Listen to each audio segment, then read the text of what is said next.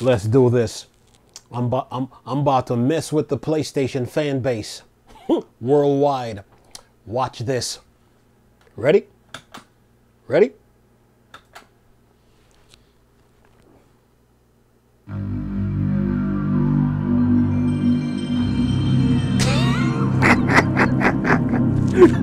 I'm sitting here messing with y'all. What's up with it? Yeah. Had to mess with y'all for a minute. You remember this game? Remember this game, huh? This the game that put you on the map, huh? And built you that nice user base, huh? This game, Final Fantasy VII. I'm just gonna mess with you one more time.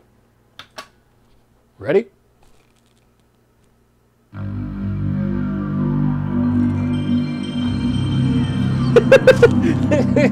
I'm sitting here messing with y'all. Look. So yeah, this game put you on the map. Final Fantasy VII. Open the floodgates, huh? And PlayStation 1 had some games on it.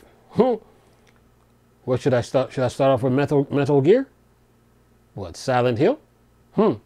Resident Evil? Gran Turismo? Need for Speed Hot Pursuit? Oh, NFL Game Day 98? Oh, can't forget about that. Can't forget about that. Just saying. So, that carried over into you built a nice user base, and the PlayStation 1 had RPGs, right? Okay. But then that carried over into PlayStation 2. Sony started off with a 600 megabytes, a 32-bit system with a 600 megabyte CD, right? But then they raised the stakes with the PS2. They went from that to a DVD player. And the PlayStation 2 was the first console with a DVD player built in. And PlayStation and Sony did not look back. And DVDs took off. Yeah. So when I'm saying that, so since the PlayStation 2 is backwards compatible with PlayStation 1, that means the PlayStation 2 can play the entire catalog of PlayStation 1 games, Europe, Japan, even the United States. Yeah, PlayStation 2. And Sony sold 160 million PlayStation 2s. That's pretty good. 160. But then with the PS2, you have the entire library of PlayStation 2 games and the entire library of PlayStation 1 games. Yeah. That system is no joke, man. And the PlayStation 1 and PlayStation 2 put together, that's a huge library of games if you really look at the entire list. It's big. So yeah, 160, huh? And you have a DVD player to go with it. And the good thing about the PS2, if you got the like the fat version, you can put a hard drive in the back of the system. Oh yeah. And save all your games and movies. Oh yeah. PS2, man. Listen to this. I just saw this article on Tech for Gamers. I mean, PlayStation 1 had Final Fantasy 7, 8, and 9. Then they had the anthology with the Chrono Trigger. They had Xenogears, Vagrant Story, Parasite Eve, Grand Stream. Was it Grand Stream Saga? Oh yeah. PlayStation 1 had bangers, man, but PlayStation 2? Oh yeah. Had hitters, man. Plenty of games to deal with. Anyway, says here, PlayStation achieved 160 million lifetime sales, confirmed Sony. Says Sony provides update for undisputed best-selling console. Says here the PS2 has held the title of the best-selling console for over 2 decades. The system has received a surprise sale update from Jim Ryan with 160 million lifetime sales. No other console may be able to beat this record. That is a lot, man. That is a lot. says here the PS2 is perhaps the greatest gaming console of all time. First exploding onto the scene with over 2 decades, the system remains unrivaled in many ways, including unit sold. It's no secret that Sony's second attempt at home console birthed the industry best-selling system. However, a recent PlayStation podcast claimed sales were even higher than expected. It says the console has sold a whopping 160 million units. Why it matters: the PS2 remains a favorite among gamers worldwide since it combined a focus on fun and new technology that was unprecedented in 2000. Says the information comes straight from Jim Ryan, who is set to depart PlayStation soon. Having spent over 30 years at the company, he confirmed his retirement last year. And then he says, recalling his favorite moment about Sony gaming endeavors, he reminisced about the legendary console while the early 2000s were brought up. He says 160 million, which is the number of PS2 sold. Then he says, this is a new revelation since Sony had not confirmed accurate units sold until this port. Estimated put the console at around 155 million. However, it seems the gaming industry underestimated the PS2 a bit. The statement also means that Nintendo's latest system may no longer be able to catch up to the PS2. The Switch has been hot on its heels for a while, reaching nearly 140 million sales recently. With another 20 million units need to be sold, this goal seems much more difficult than it did a few months ago. And then it says Sony's decision to release the PS2 with a DVD drive was a major part of its success. Facts. Says here the console became a part of many households for its DVD capabilities, providing that Sony forward-thinking approach was a blessing in years 2000. Ultimately, the PS2 deserved every bit of its success. And then it says online game page. Okay, it says many believe its success failed to match up despite their unique strength. Today's this console live on through an incredible emulation community, classic offering through PS Plus and retro collectors who still value their console. And that is that. It says somebody said, yeah, price were not crazy back then and developers were not greedy. Then it says those PS2 Batman games lived more up to their reputation than overpriced games like Modern Warfare 3. Yeah, the PS2, man. The PS2, when they came out with that DVD player, man, that was like checkmate. And then Sony and Square, Nintendo messed up by going with cartridge over CD. Sony built the PlayStation for the Super Nintendo. They were gonna make a Super Nintendo CD, but that didn't work out. So Sony took the PlayStation back to the drawing board and made PlayStation 1. But then Sony really reaped the benefits when Nintendo and Square had a falling out. And Sony reaped the benefits, and Sony and Square became partners in crime. And they became like this. So they had each other's back. And once this game hits PlayStation 1, the floodgates were open. I mean, developers, when developers saw Final Fantasy running on the PlayStation, all kind of games kept coming out. I mean, from what, Castlevania, Symphony of the Night to, oh my God, to what's that? They had Tobal, they had Siphon Filter. They had so many games, man. The games were coming out. For every one game Nintendo was dropping, PlayStation was dropping like 5 or 7. That's how bad it was. Because it was easier to put games on CD, and they were just milking it. The games were just coming out, man. And then when they dropped that PS2, they went from a 32 gig system with a 600 megabyte CD to a 4 gigs DVD player, and that did it. Yeah, but it all started with this, and this. Yeah.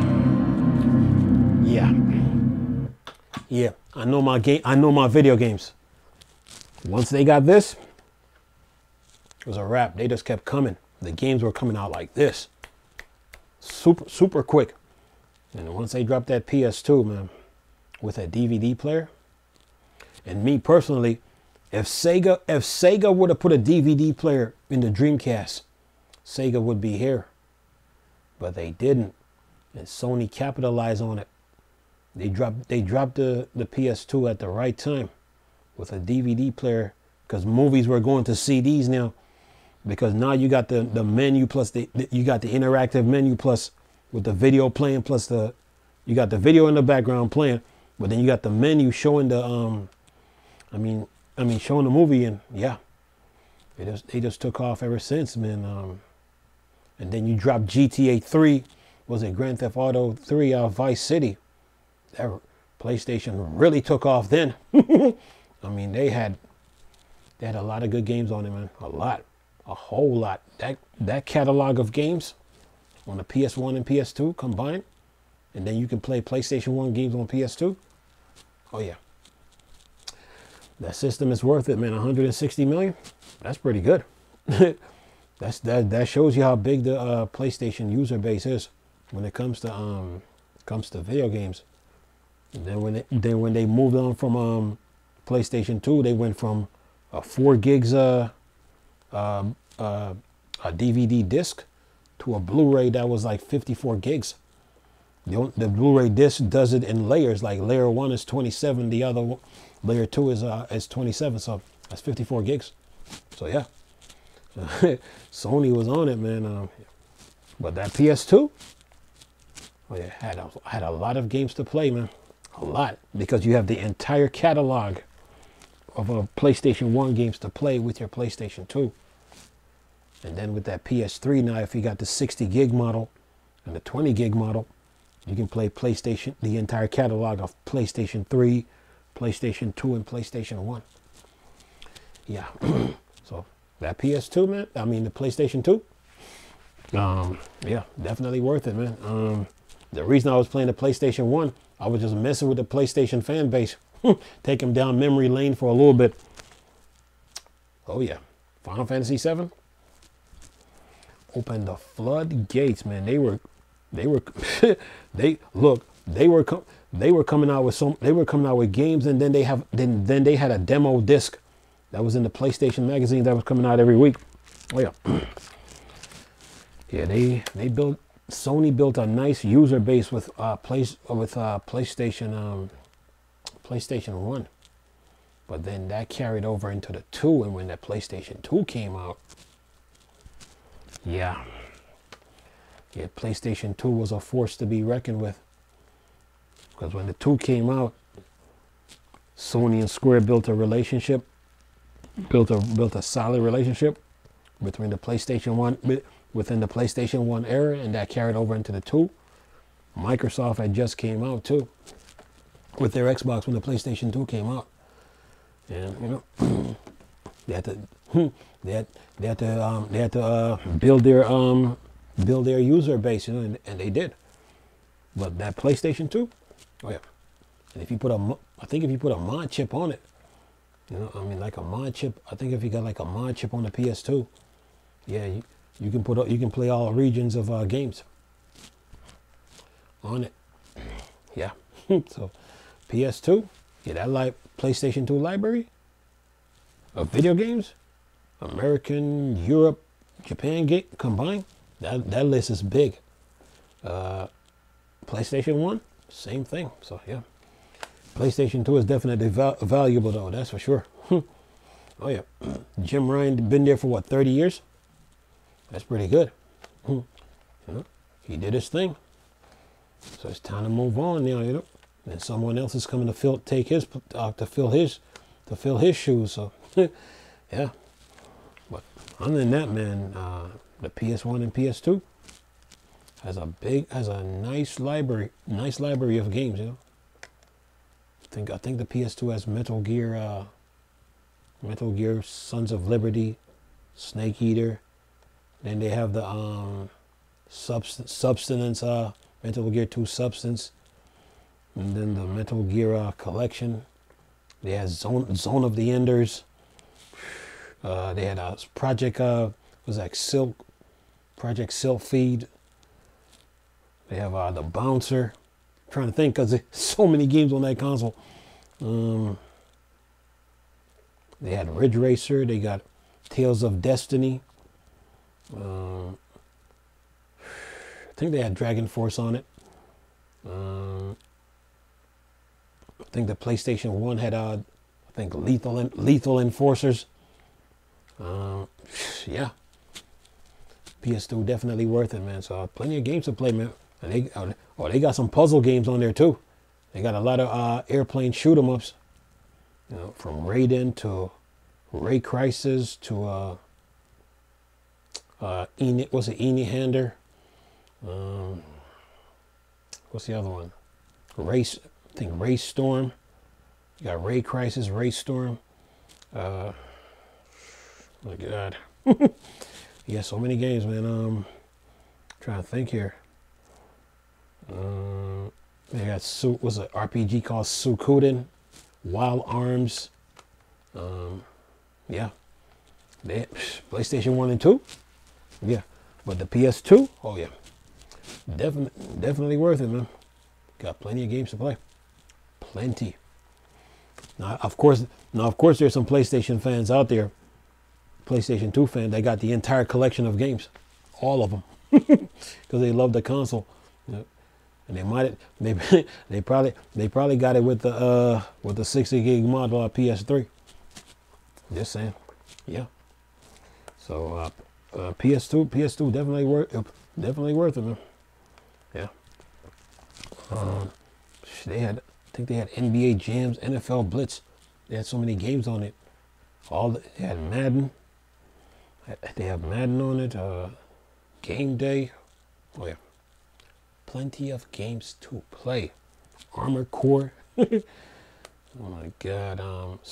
You had Star Wars on the PlayStation 1 and 2. Oh yeah. What else? The catalog between the PlayStation 2 and 1. That catalog is big, and if you could combine that together now and then you can play it on the PlayStation 2. That's what make the PlayStation 2 so valuable. You know? Yeah, especially in the retro community too. Oh yeah, plenty of games to play, man. That's why you still see the PS2 be selling for like $200, $300. Yeah, it's worth it, man. So yeah. But other than that, man, good console. And keep gaming. Anyway, hope you enjoyed the video. Nice talking to you people again. Chris, still Star Wars and Star Trek fan. Board Dark Section. Go. Peace.